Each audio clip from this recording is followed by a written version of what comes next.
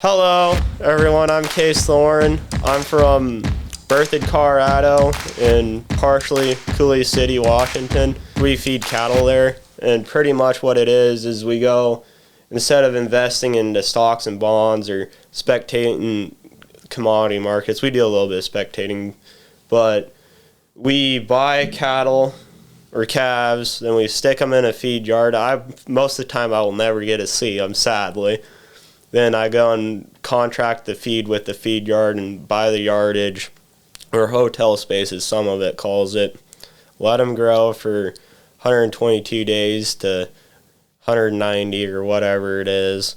Then I forward contract them or use LRP insurance for risk management. Then I sell them to the packer. I'd like to talk a little bit about the mindset game of being an entrepreneur, because there's a lot of ups and downs if no one would know.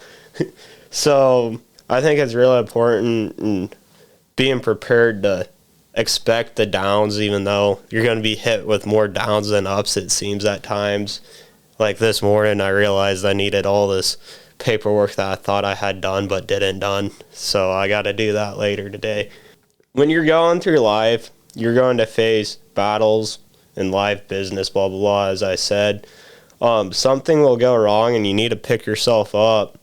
And the act and the thinking to that is what really, really sets you apart from your competition. And I'm also a firm believer in no matter what, there's a competition in life. I'm a very competitive person, and it's how you pick yourself up which makes you stand out different and make you be successful, is my theory anyways.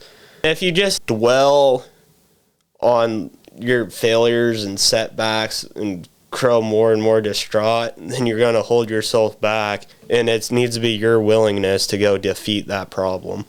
And then the other thing I think is very important is you got to constantly be willing to learn. You can't just, plateau in learning, because then your business plateaus and your competition beats you. The bigger thing I'm learning right now is in the formation of my business.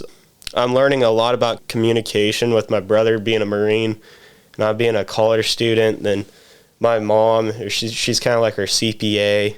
So she lives in Colorado. I'm in Nebraska. My brother's in California. So there's just a ton of communication between feedlots and my brother, of course, and some brokers out of Missouri. I'm on the phone, it seems like 4 hours of the day, and never goes down.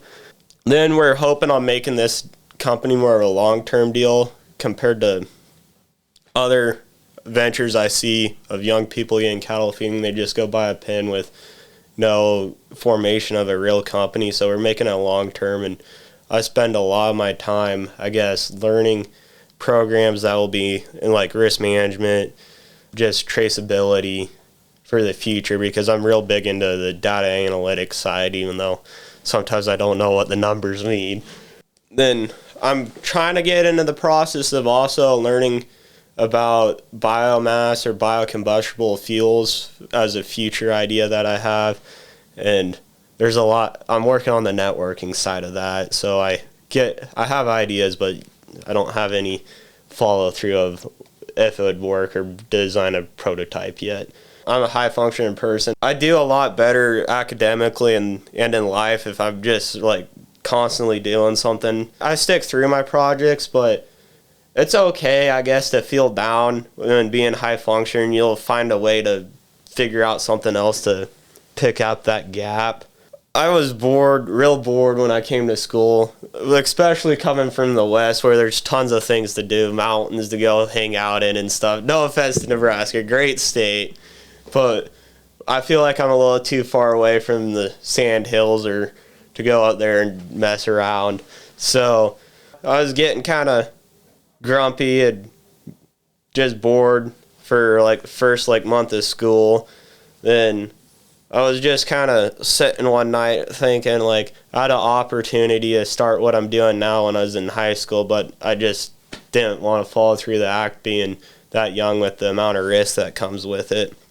So I was like, why not? Let's try to go set up a company in school and feed cattle. And a lot of it was I was afraid about the inflation coming, and I didn't want my commodities as a good way to bridge the gap between inflation. So I was like, might as well do it. What else is going to happen? The dollar's not going to be worth as much. So there's that. And like, I constantly have little projects going on. Like, I'm kind of the individual where I gotta watch myself, because sometimes I won't sleep enough, and it just wears you down after 2 weeks of running on 5 to 4.5 hours of sleep to 6, somewhere in there. It just runs you down. So I really have to focus on sleeping is my big deal, to get them fuller. Hopefully get the 8 hours, but that rarely happens.